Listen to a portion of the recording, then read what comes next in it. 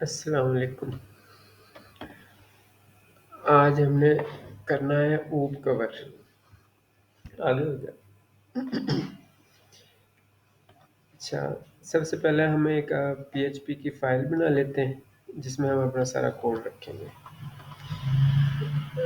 अच्छा, सबसे पहले तो करना है xampp कंट्रोल ऑन।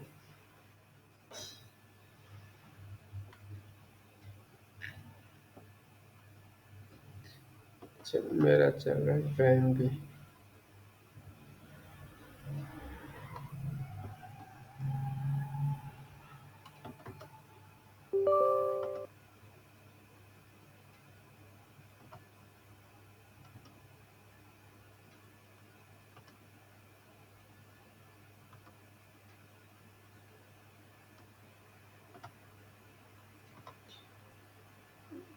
हम स्टार्ट कर लेते हैं अपाची सर्विस।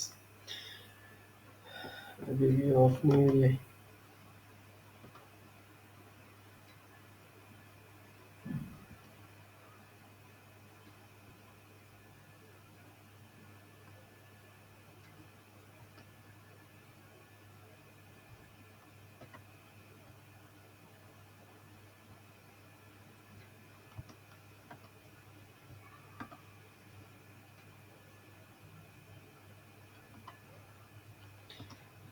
अच्छा, इधर से भी हम ऊप निकाल लेते हैं। ये वाला सेक्शन है पूरा ऊप।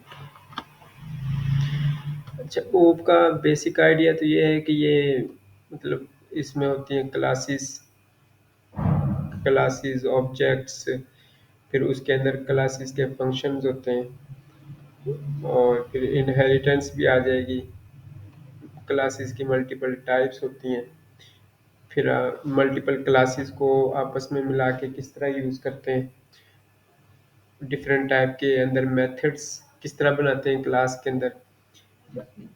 आज तो बेसिक आइडिया अपना होगा ये वाला पूरा सेक्शन। ठीक है, इसका ओवरव्यू लेंगे। ठीक है। लेकिन अपना जो नेक्स्ट वाला जो लेक्चर होगा ना, उसमें हमने इसका ऊप का प्रैक्टिकल कवर करना है इंशाल्लाह। प्रैक्टिकल में ये होगा कि एक बेहतर आइडिया हो जाता है, माइंड सेट हो जाता है पूरा कि चीज़ों को यूज़ किस तरह करना है। अभी तो फिलहाल हमें इसका ओवरव्यू लेते हैं ना सारा। सबसे पहले नंबर पे मैं अपनी एक बना लेता हूँ फाइल। इसके अंदर इसी को ही कॉपी पेस्ट करता हूँ। इसका नाम मैंने ओपी दिया।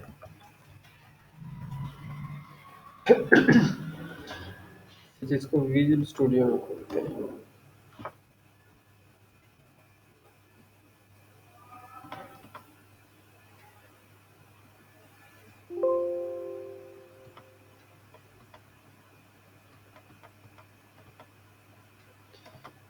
अच्छा, ओप वाली क्लास खोल लेता हूँ।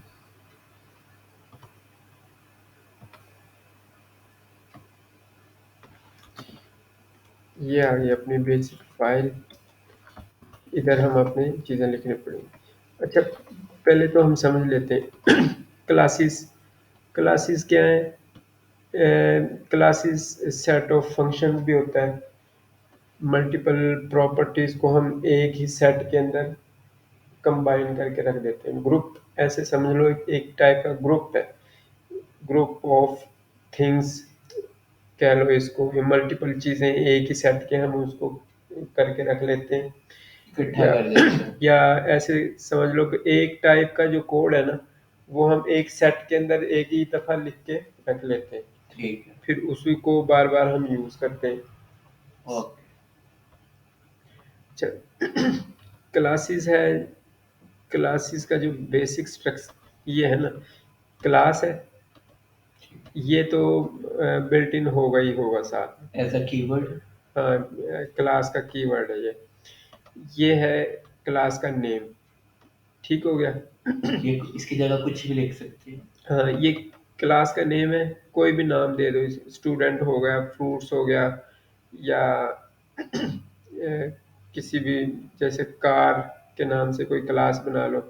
अगर फर्ज करो कार के नाम से एक क्लास है ना, तो उसके फंक्शंस क्या होंगे, जिस तरह इंजन स्टार्ट और वॉकिंग वगैरह और जितना भी ऑयलिंग शॉइलिंग और ये जो फिल्टरिंग, ये सारी चीज़ें उसकी प्रॉपर्टीज और फंक्शंस हैं। ठीक। प्रॉपर्टीज इसकी क्या होंगी, जिस तरह डोर एक प्रॉपर्टी है और उसकी कलर प्रॉपर्टी है, फिर उसकी टाइप्स प्रॉपर्टी है, ये सारी चीज़ें उसकी मतलब एक ही क्लास के अंदर डिफाइन होती हैं। इस तरह फ्रूट है, फ्रूट का टेस्ट क्या है, फ्रूट का कलर क्या है, फ्रूट की फैमिली क्या है, ये सारी चीज़ें भी एक फ्रूट की क्लास में होंगी। इसी तरह एक यूज़र है, यूज़र को पकड़ लो, यूज़र की प्रॉपर्टीज़ क्या होंगी, उसका नेम क्या है, एड्रेस। हाँ, एड्रेस क्या है, ईमेल एड्रेस क्या है, फ़ोन नंबर क्या है, और उसके जो मुख्तलिफ चीज़ें होती हैं, ये हम प्रैक्टिकल करेंगे तो आप लोगों को समझ आ जाएंगे। अच्छा, ये वाला सेक्शन है, ये उसकी है प्रॉपर्टीज़। प्रॉपर्टीज़ तीन टाइप की होती हैं, पब्लिक, प्राइवेट और प्रोटेक्टेड हो गया। इसी तरह मेथड भी है ना, वो जी। भी इतनी ही किस्मों के हैं, पब्लिक भी होते हैं, प्रोटेक्टेड भी होते हैं और प्राइवेट भी होते हैं। फर्क क्या होगा प्रॉपर्टी में और मेथड में? प्रॉपर्टी तो एक सिंगल वैल्यू कंटेन करती है, सही है। मेथड जो होता है ना, वो एक सेट ऑफ फंक्शन कह लो या एक प्रोग्राम होता है पूरा, जो किसी एक फंक्शनैलिटी को परफॉर्म कर रहा होता है। सही। अच्छा, इसमें ये दो फंक्शन है ना, जो कंस्ट्रक्टर और डिस्ट्रक्टर, ये इसके बेस फंक्शन होते हैं क्लास के। कंस्ट्रक्टर जब हम किसी क्लास का इंस्टेंस क्रिएट करते हैं, ये उस वक्त कॉल होता है बाय डिफॉल्ट, इनिशियली सबसे पहले ये वाला फंक्शन कॉल होता है। क्लास बनाते साथ ही। हाँ, बनाते साथ नहीं, मतलब जब हम उसको डिक्लेयर करते हैं उस वक्त यूज होता है। और डिस्ट्रक्टर है जब हम किसी ऑब्जेक्ट को खत्म करते हैं ना, तो वो उस वक्त कॉल होता है। तो जो भी चीज़ें हमने ख़त्म करनी हो या जो चीज़ें हमने रिमूव करनी हो कोड से या मेमोरी से सिस्टम की, तो वो हम डिस्ट्रक्टर में परफॉर्म कर सकते हैं। ये डिस्ट्रक्टर तब यूज होगा जब कोड एक दफा एग्जीक्यूट हो चुका हो। हाँ। अच्छा, हम एक बेस क्लास बनाते हैं, क्लास, आगे हम क्लास का नेम रखेंगे। किस चीज़ की क्लास बनाए, कैलकुलेटर बना लें, मतलब कैलकुलेटर बना लें, कैलकुलेटर।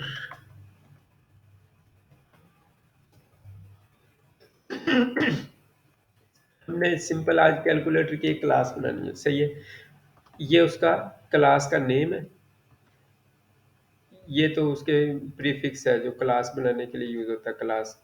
अच्छा, इसके अंदर सबसे पहले नंबर पे इसकी प्रॉपर्टीज होती हैं, प्रॉपर्टीज होती हैं, फिर उसके होते हैं मेथड्स। ठीक है, प्रॉपर्टीज हम इधर डिफाइन करते हैं, जैसे उसको पब्लिक भी कह लो।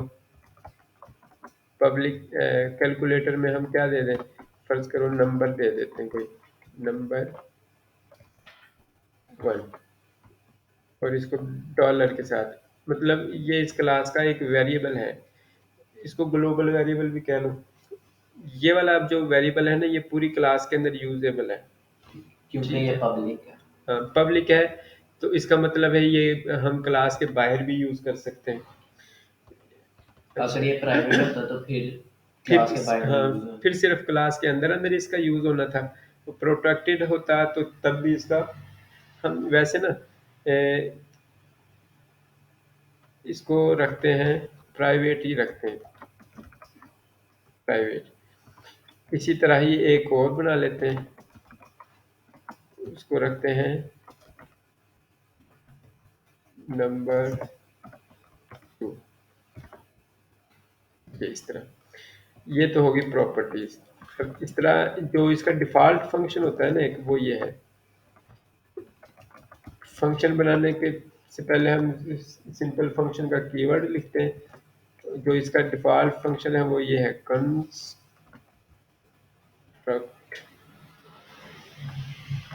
ठीक हो गया,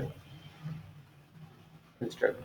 ये हर क्लास का जो डिफॉल्ट फंक्शन होता है, ये अगर डिक्लेयर होता है ना इसके अंदर, अगर हम इसको बना लेते हैं जी तब ये सबसे पहले जब क्लास को हम इनिशियलाइज करते हैं तो ये वाला फंक्शन लाजमी कॉल होता है। हम इसको प्रैक्टिकल के साथ देखेंगे। अब हमारे दूसरे जो मेथड्स हो सकते हैं क्लास के वो क्या हो सकते हैं। फर्ज करो एक फंक्शन और बनाए ऐड का। मेथड के लिए सेपरेट की तो नहीं होगा, फंक्शन ही यूज हाँ होगा। वो फंक्शन ही होते हैं मेथड जो होते हैं। ठीक फंक्शन सब्ट्रैक्ट का एक मेथड बना लिया। ये बेसिकली ये है इसकी प्रॉपर्टीज ही कैलकुलेटर की। ये इसके वेरिएबल है और ये इसके मेथड्स है।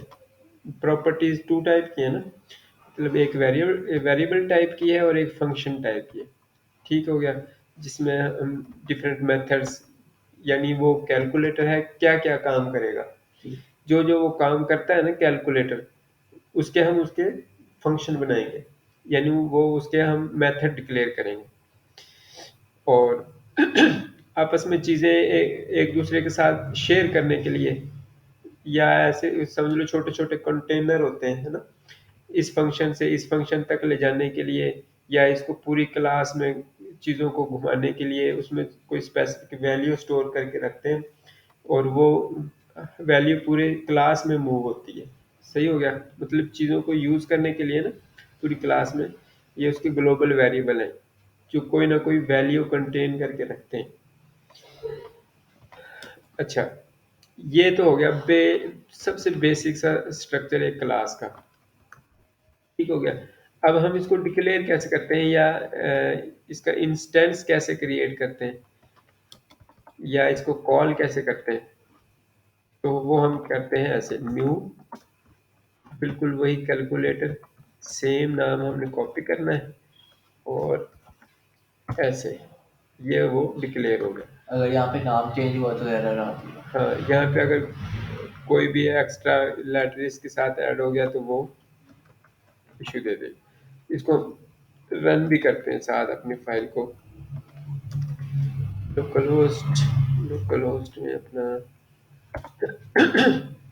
ये ओप वाली क्लास अभी कुछ भी नहीं किया, जी सब कुछ कोड के अंदर है और हम अगर इसको इंस्पेक्ट भी करके देखें ना तो हमारा कोड कुछ भी नहीं है, सब ब्लैंक है। अच्छा कंस्ट्रक्टर कॉल तो किया है। अच्छा अब हमने जो एक प्रैक्टिकल करना था इसके साथ वो ये है कि हमने देखना है जब हमने न्यू कैलकुलेटर को कॉल किया है ना, न्यू कैलकुलेटर को जब कॉल किया है तो सबसे पहले क्या चीज़ एग्जीक्यूट होती है, तो देखें इसमें कुछ एको करवाते हैं, देखते हैं कि ये शो होता है कि नहीं। हेलो हो गया। ठीक इसका मतलब है जब हम किसी क्लास को करते हैं ना उसका ऑब्जेक्ट क्रिएट करते हैं, जी इसको मुख्तलिफ नामों से हम पुकार सकते हैं जैसे क्रिएट एन ऑब्जेक्ट या इसको कह लो create instance of a class, इस क्लास भी कह लेते हो या इसको कह लो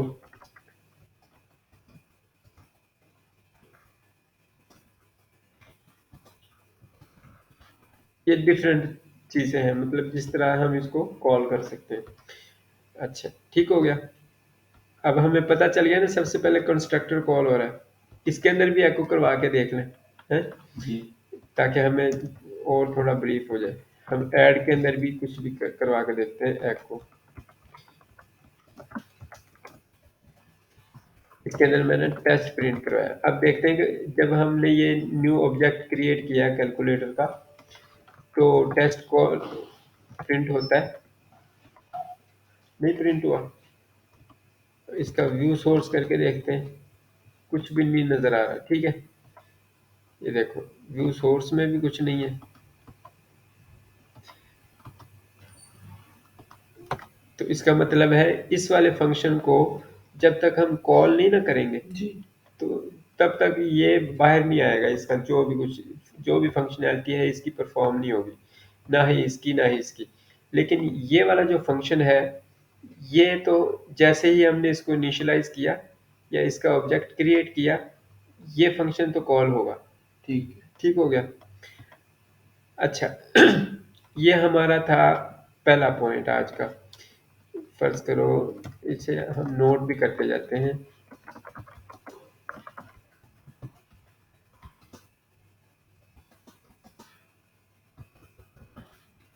पहला पॉइंट ये है।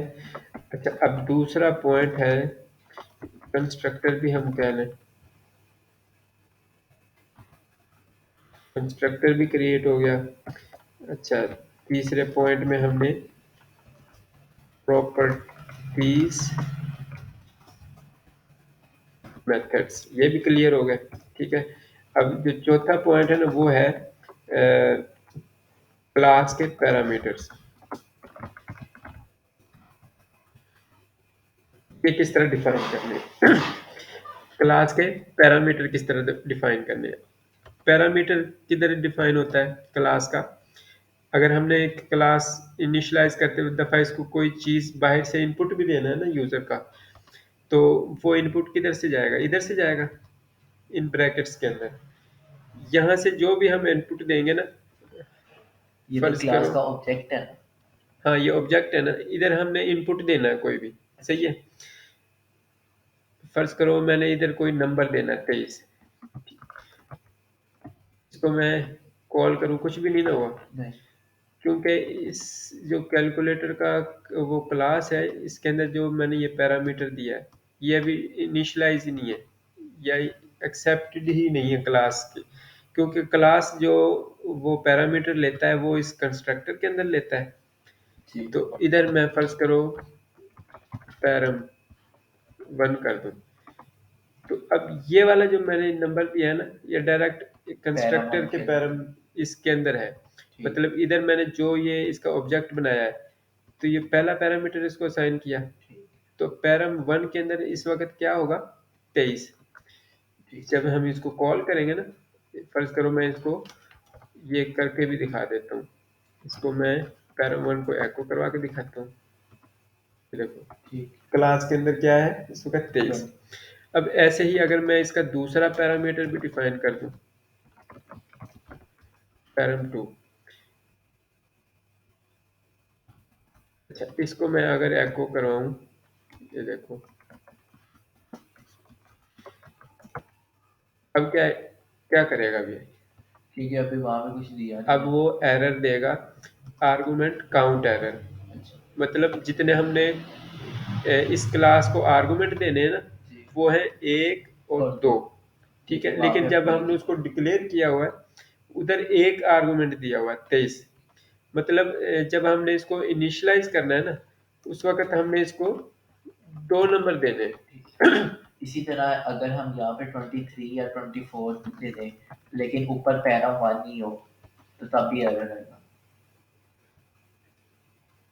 ये वाला ना, हाँ, ये एक ही और पैरा टू हाँ, को खत्म कर दें। इधर से ज्यादा दे दे, ये देखो, लेकिन वो एरर उसने तो कंप्रेस कर दिया था, ये दे दिया है उसका भी। अनडिफाइंड वेरिएबल पैरम 2, ये इसका दिया है, ठीक। वो उसका नहीं दिया उसने। अगर इधर हमने ज्यादा दे भी दिया है ना, ठीक। उसका वो एरर नहीं दे रहा, इस तरह नहीं दिया उसने एरर। सही है। लेकिन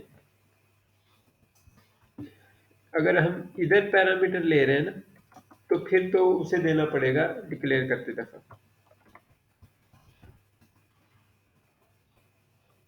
इधर हम ये क्यों देते हैं? जब हम क्लास को डिक्लेयर करते हैं या उसका ऑब्जेक्ट बनाते हैं कैलकुलेटर का, फर्ज करो हमने एक फंक्शन बनाया है कैलकुलेटर का, उसको हमने हर दफा सिर्फ 2 नंबर पास करवाने, और वो उनका रिजल्ट हमें शो कर देगा। सिंपल। अब हमारी ये क्लास है पूरी, ये काम करेगी कि इसके अंदर मल्टीपल फंक्शंस होंगे, जैसे ऐड का होगा, सब्ट्रैक्ट का होगा, और मल्टीप्लाई का होगा, और एडिशन वगैरह का, ये सारे फंक्शंस होंगे, और वो 2 पैरामीटर लेगी ये क्लास, और उनको एग्जीक्यूट करके शो करवाएगी। अच्छा, अब एको के अंदर अगर हमने ऐड करवाने हो, ये वाला फंक्शन चलाना है, इसके अंदर हमने ये वाले 2 नंबर कैसे लेके जाने हैं?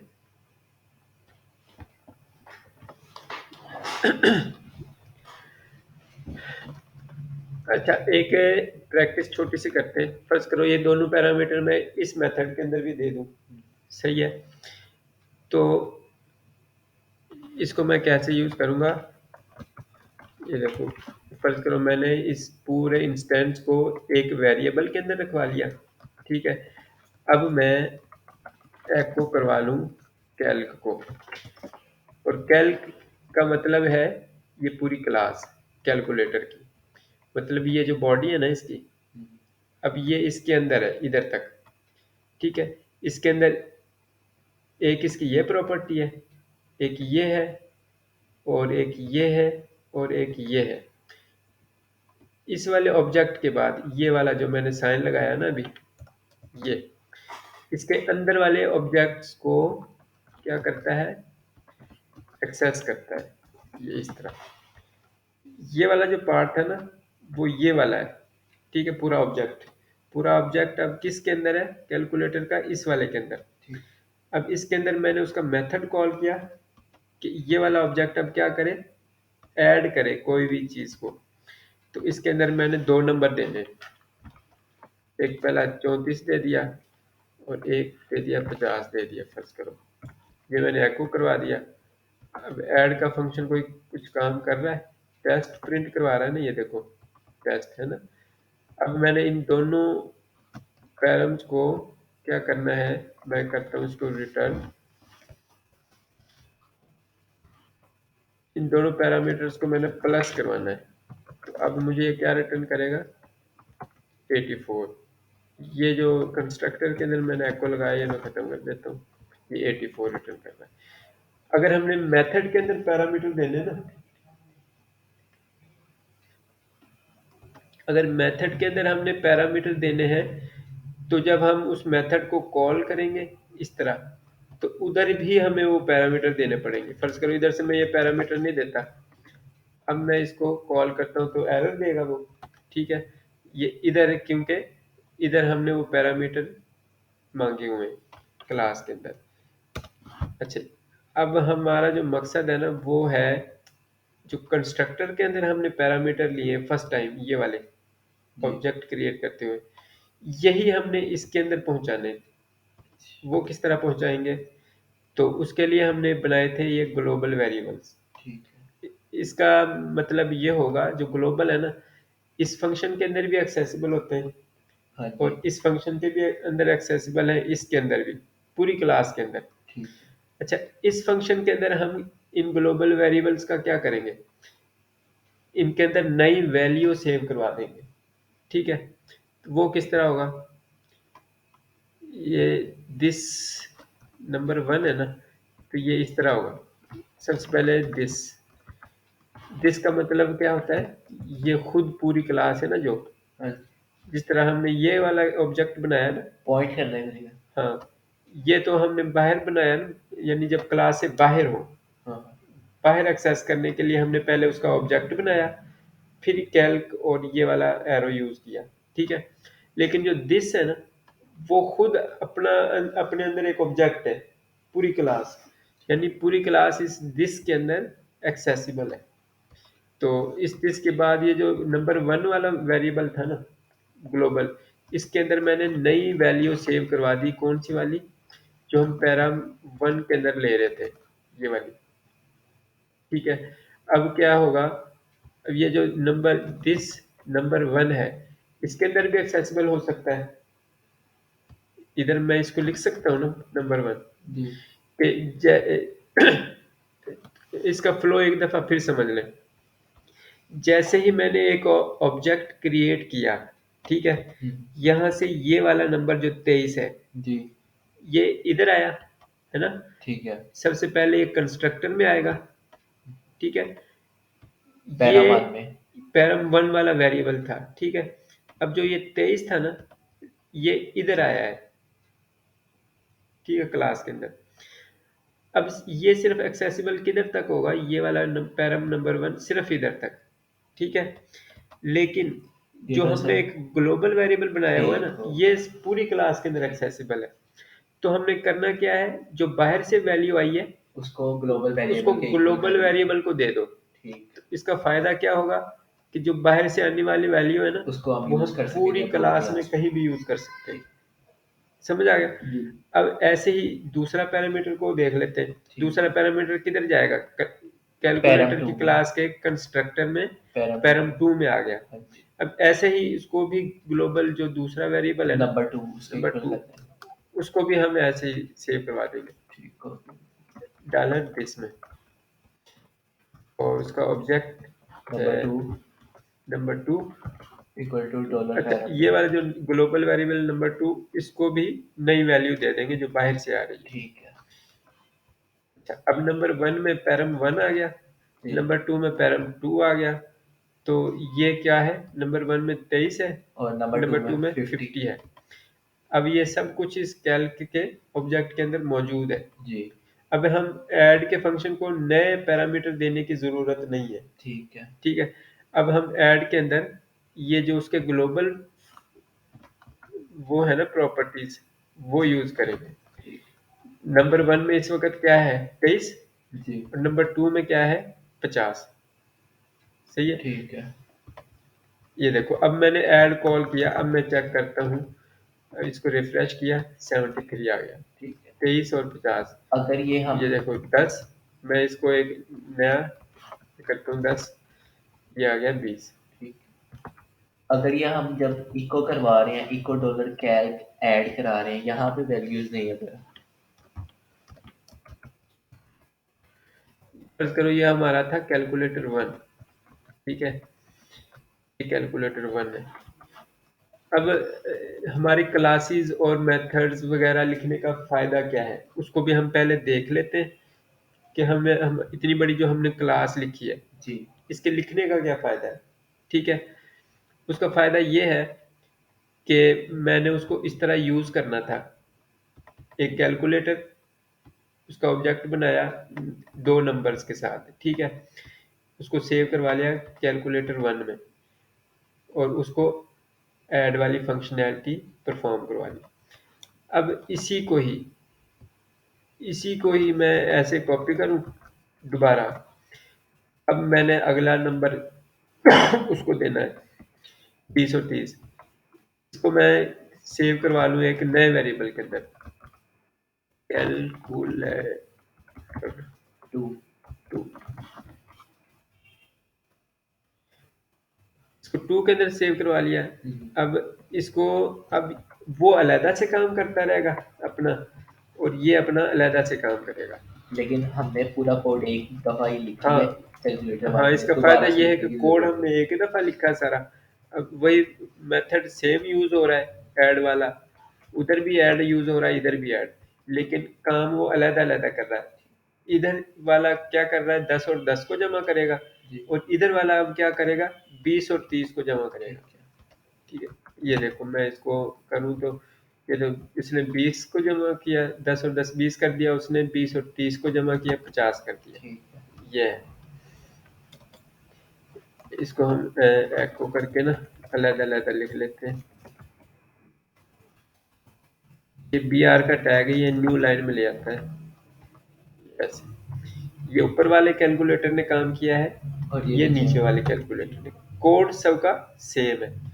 इसका मतलब ये होता है कि क्लासेस हमारी कोड रीयूजेबिलिटी के लिए यूज जी, होती है। एक ही दफ़ा लिखा है लेकिन हाँ, मल्टीपल टाइम यूज़ कर हाँ, सकते उसको मल्टीपल टाइम यूज कर सकते हैं। अच्छा, अब हमने नेक्स्ट प्रोसीजर क्या करना है, फर्ज करो ये ऐड का मेथड बनाया ना, हैं। जी, अब ऐसे ही हम सब्ट्रैक्ट का मेथड बना लेते हैं, सिर्फ माइनस का साइन दरमियान में आएगा। ठीक, अच्छा, अब मुझे एक चीज बता, अगर ये वाला मेथड मैं इधर कॉल करूं सब्ट्रैक्ट का, जी, तो इस एको में क्या शो होगा, दूसरे वाले में, क्योंकि हमने वहाँ पे ऐड ही करवा रहे हैं। मतलब इस एको में हमें रिजल्ट क्या मिल रहा है, इस लाइन में क्या रिजल्ट मिलेगा। दो नंबर से माइनस करेगा, कैलकुलेटर 220 और -10। -10 आएगा ना, इसको मैंने सेव कर दिया, फिर -10 आ गया। ठीक। ये सिर्फ कैलकुलेटर 2 के साथ ऐसा कर रहा है। ठीक। अगर मैं ऊपर वाले कैलकुलेटर को भी उधर भी माइनस सब्ट्रैक्ट कर, हाँ, उसको भी ऐसे तो करूँ अब भी वो तो वो माइनस ज़ीरो आ गया। 10 -10 हाँ, 0। ज़ीरो आ गया। ये कैलकुलेटर अलग-अलग हम बनाते हैं। ठीक। अब इस फंक्शन के अंदर या इस क्लास के अंदर जितने मर्ज़ी मेथड्स ऐड करते जाओ। सब्ट्रैक्ट का हो गया, डिवीजन ऐसे का। ही P I V I divide का हो गया। इसको हम क्या करेंगे, पहले नंबर को दूसरे नंबर पर डिवाइड करके रिटर्न करते हाँ। हैं। फिर ऐसे ही हम एक और बना लेते हैं मल्टीप्लाई का। सही है।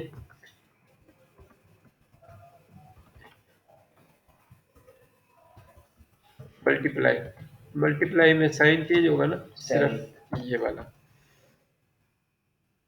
ठीक हो गया। अब मेथड अंदर डिक्लेयर हो गए, वो फंक्शनैलिटी अलग-अलग परफॉर्म करते हैं।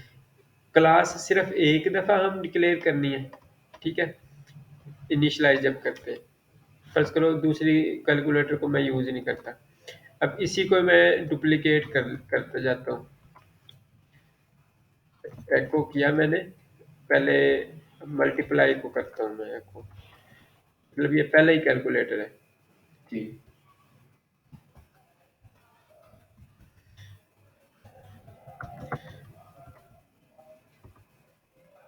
पहले उसने सब्ट्रैक्ट करके दिखाया, फिर उसने मल्टीप्लाई करके दिखाया है, सिर्फ कैलकुलेटर 1। ठीक। उसके अंदर हमने एक ही दफ़ा उसको वैल्यूज़ दी हैं, और फिर उसको जैसे मर्ज़ी पहले उसको सब्ट्रैक्ट भी करवा लिया, फिर उसी कैलकुलेटर को मल्टीप्लाई भी करवा लिया, फिर उसी को ही ऐड भी करवा लिया। ये उसका पूरा मेथड है कि हम एक क्लास को किस तरह यूज़ करते हैं। अच्छा, अब आ गया पब्लिक और प्राइवेट का मसला। ये देखो, अगर ये प्राइवेट है ना, इसको मैं, ये नंबर 1 है,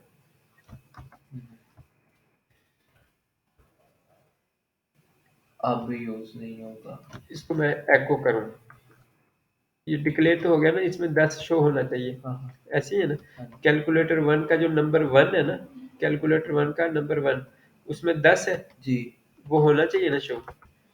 लेकिन वो क्या करेगा, एरर एरर देगा, दे देगा। प्राइवेट प्रॉपर्टी को एक्सेस नहीं कर नहीं सकते। कर सकते क्लास के बारे अगर फर्ज करो ऐसा कोई सिनेरियो आ जाए कि हमें क्लास की प्रॉपर्टीज को बाहर भी एक्सेस करना पड़ जाए, है ना, में। तो उसके लिए हमें इसको पब्लिक बना लो। अगर फर्ज करो आपकी चीज़ें अंदर इम्पोर्टेंट हैं, जिस तरह पासवर्ड भी होते हैं इम्पोर्टेंट, प्राइवेट कीज होती हैं, है ना, जी। वो उसका मकसद होता है कि क्लास के अंदर अंदर उनका यूज होना है। ठीक है। उसको क्लास के बाहर हमने एक्सेसिबल नहीं बनाना, तो उनको हम प्राइवेट करते हैं। जो प्रोटेक्टेड चीज़ें होती हैं हमारी, जी। प्राइवेट चीज़ें होती हैं। लेकिन कुछ ऐसी चीज़ होती है जिनको हम क्लास के बाहर भी एक्सेस करते हैं, बार बार एक्सेस करते हैं। तो एक ही दफ़ा तो हमने उसको ऑब्जेक्ट बना लिया इस तरह, लेकिन फिर उसको हमने बार बार यूज़ करना है, बाहर भी यूज़ करना है, अंदर भी यूज़ करना है। तो उसका बेहतर हल क्या है, उसको बना लो पब्लिक। अगर अब मैं इसको एक्सेस करूँ ना, तो उसने पहला नंबर में मुझे शो करवा दिया। ऐसे ही अगर मैं इसको रखूँ प्रोटेक्टेड, अभी वो एरर देगी, प्रोटेक्टेड प्रॉपर्टी को भी हम बाहर यूज नहीं कर सकते। सही हो गया। तो इसको पब्लिक कर दूं, ऐसे ही ये वाली पब्लिक कर दूं। ये हमारी बेसिक जो स्ट्रक्चर है आज के क्लास का। अगली चीजें इसमें क्या है भला, डिस्ट्रक्टर है। कंस्ट्रक्टर आज हमने देख लिया। बिल्कुल as it is destructor, constructor की तरह। डिस्ट्रक्टर सबसे एंड पे कॉल होता है, जिस तरह कंस्ट्रक्टर सबसे इनिशियल में कॉल हुआ है ना, हाँ हाँ। ऐसे ही डिस्ट्रक्टर सबसे एंड पे कॉल होगा। फर्ज करो हम इसको भी इम्प्लीमेंट कर देते हैं इसके अंदर। ये वाला है बिल्कुल अंडरस्कोर, जिस तरह कंस्ट्रक्ट था ऐसे ही डिस्ट्रक्ट का फंक्शन हमारा चलेगा। इसको लिखते भी हम एंड पे ही है। एको, हम इसके अंदर क्या शो करवाने, नंबर 1 ही मैं इसके अंदर प्रिंट करवाता हूँ, इस नंबर 1।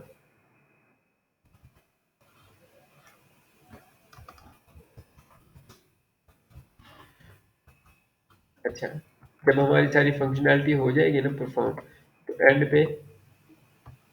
एंड पे वो स्ट्रिंग भी शो करता रहेगा। सही है। और जो कंस्ट्रक्टर वाली स्ट्रिंग है वो सबसे पहले आएगी हमारी। ये देख लो, अगर उधर भी मैं एको करवा दूं ना चीजें, देखो, एको नंबर, फर्ज करो ऊपर मैं नंबर 1 एको करवा दूं और नीचे मैं नंबर 2 एको करवाता हूँ।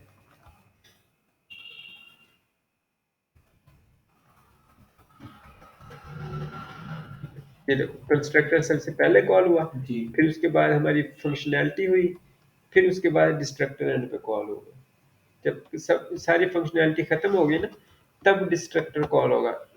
फर्ज करो डिस्ट्रक्टर सब्ट्रैक्ट के बाद कॉल हुआ है, जी। ठीक है, या जब मैंने नंबर 1 शो करवाया है तब कॉल हुआ है ना। ऐसे ही मैं नंबर 2 भी इधर शो करवा दूं, पहले इस लाइन के बाद वो डिस्ट्रक्टर कॉल हो रहा था, अब पहले ये भी शो करवाएगा, फिर बाद में डिस्ट्रक्ट होगा। ये देखो 10 प्रिंट करवा दिया, नंबर 2 भी 10 प्रिंट करवा दिया उसने।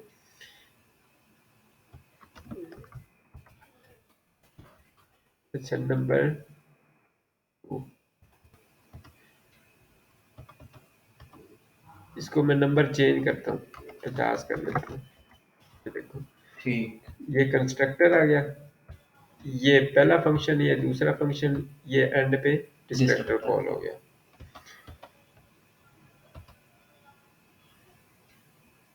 ये हमने देख लिया है जो उसकी टाइप्स होती हैं ग्लोबल वेरिएबल्स की, ठीक। Public, protected. ये सारी डेफिनेशन वगैरह आप एक दफ़ा रिव्यू कर लें। इनहेरिटेंस क्या होता है, इसको हम अगली क्लास में थोड़ा सा कवर कर लेंगे, क्योंकि ये लेंथ थोड़ा सा सब्जेक्ट है। कॉन्स्टेंट्स बिल्कुल वेरिएबल्स की तरह ही होते हैं, जिस तरह ग्लोबल वेरिएबल थे ना, जी। इसको हम डिक्लेयर करते हैं कांस्टेंट के कीवर्ड के साथ। ये इस तरह,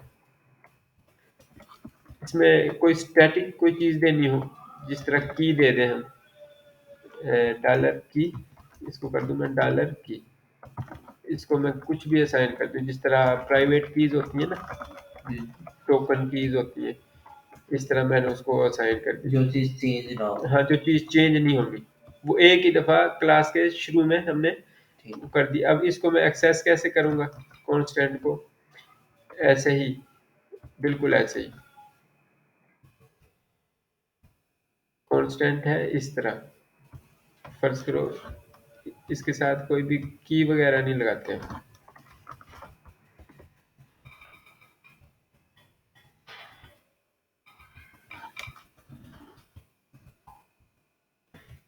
इसको मैं शो करवाता हूँ, डॉलर की,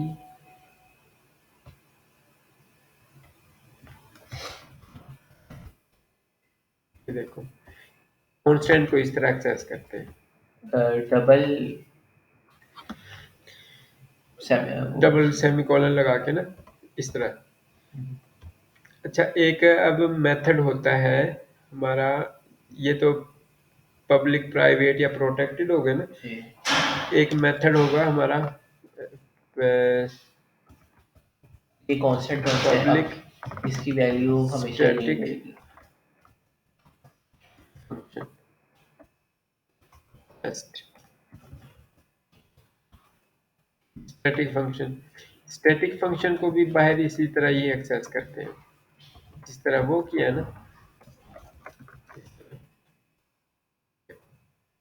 टेस्ट के अंदर कुछ भी हम प्रिंट वगैरह करवाना चाहें, ये भी चेंज नहीं होता। ठीक है, ये कब यूज करते हैं? ये मतलब वो वाले फंक्शन हैं जो चेंजेबल नहीं होते। ठीक है, इन वाले फंक्शंस में हमारी फंक्शनैलिटी परफॉर्म हो रही है ना, जिस तरह हमने एक ये की बनाई है कांस्टेंट, इसी तरह ही वो कांस्टेंट फीचर होता है या मेथड होता है, जिसको हम बार बार क्लास में भी यूज करते हैं, क्लास के अंदर और बाहर दोनों जगहों पे यूज करने के लिए उसको इसी तरीके से ही यूज़ करेंगे। जिस तरह इसके अंदर मैं की को शो करवाऊँ तो डॉलर दिस कैसे होगी, डॉलर दिस आगे सेमीकोलन लगा के की, डॉलर दिस नॉट।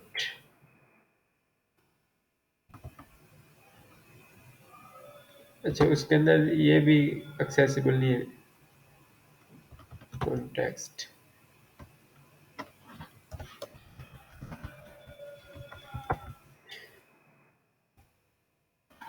बल्कि इसके अंदर किसी भी चीज़ की ज़रूरत नहीं है, कांस्टेंट की, अनडिफाइंड की।